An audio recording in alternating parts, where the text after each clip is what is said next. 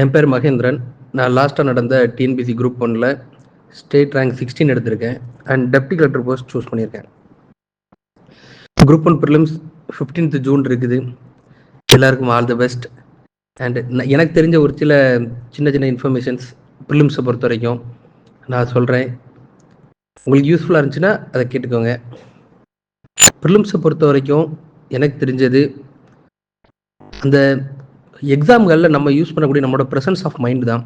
நம்ம எவ்வளோ ஸ்மார்ட்டாக அந்த கொஸ்டினை அப்ரோச் பண்ணுறோங்கிறது தான் நமக்கு அந்த ப்ரிலிம்ஸ் கிளியர் ஆகுதா இல்லையாங்கிறத டிசைட் பண்ணும்.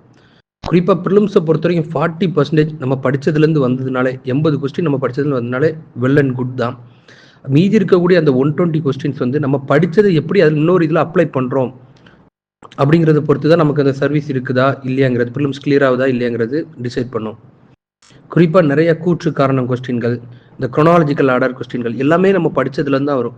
நம்ம அதை டைரெக்டாக படிக்காட்டுமே அந்த கான்செப்ட் கண்டிப்பாக நமக்கு தெரிஞ்சிருக்கும். நம்ம அந்த எக்ஸாம் ஹாலில் எவ்வளோ அட்டென்டிவாக இருக்கிறத பொறுத்து தான் நம்ம அந்த கொஸ்டினை கவுண்டர் பண்ண முடியும்.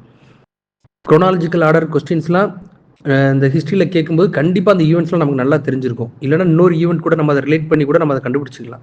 நம்ம அதில் எவ்வளோ அட்டென்டிவாக அந்த ஹாலில் இருக்கோங்கிறது ரொம்ப டிசைட் பண்ணும்.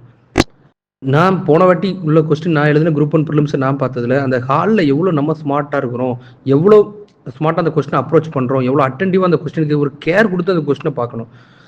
ஒரு கொஸ்டின் தெரியலைன்னா எதர் பி சி ரெண்டில் போய் ஏதாவது ஒன்று அப்படி சும்மா மார்க் பண்ணிட்டு போவோம். அந்த கொஸ்டின் தான் நமக்கு தெரியல அப்படி மார்க் பண்ணாமல் அந்த கொஸ்டினுக்குள்ள ஆன்சர் என்னன்னு நம்ம மைண்ட் நம்ம அதை ஃபிக்ஸ் பண்ணணும்.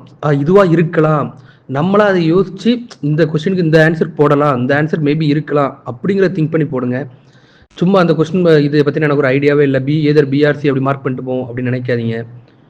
குரூப் 1 பொறுத்த வரைக்கும் அந்த ஹாலில் நீங்கள் எவ்வளோ அட்டென்டிவாக இருக்கீங்களோ அதை பொறுத்து, அந்த கொஸ்டினை நீங்கள் எவ்வளோ ஸ்மார்ட்டாக அப்ரோச் பண்ணுறீங்களோ அதை பொறுத்து கண்டிப்பாக உங்களுக்கு அதில் ப்ரிலிம்ஸ் கண்டிப்பாக கிளியர் ஆகும். அண்ட் எல்லாருக்கும் ஆல் தி பெஸ்ட். நல்லா பண்ணுங்க.